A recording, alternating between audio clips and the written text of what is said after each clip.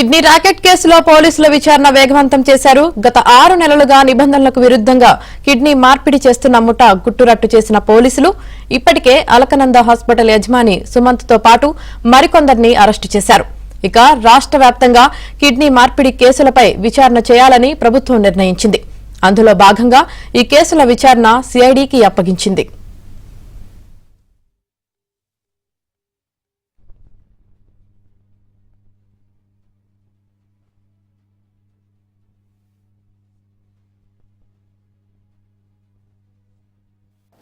Technical ఎక్స్పర్ట్స్ని పిలుస్తున్నాం. మన దగ్గర ఉన్నటువంటి టెక్నికల్ ఎక్స్పర్టైజ్తో పాటు దేశంలో ఉన్నటువంటి డిఫరెంట్ మెథడ్స్లో ఇటువంటి కేసెస్ను ఇన్వెస్టిగేట్ చేసే విధంగా బెటర్ మెథడ్స్లో ఉండే విధంగా మేము పిలుస్తున్నాం. మన రాష్ట్రం ఉన్న వాళ్ళని పిలిచి దీని మీద ఇన్వెస్టిగేట్ చేస్తున్నాం. ఏ మాత్రం మీకు చెప్పవలసిన ఇన్ఫర్మేషన్ ఉన్నప్పుడు తప్పకుండా I call you inform you. Thank you.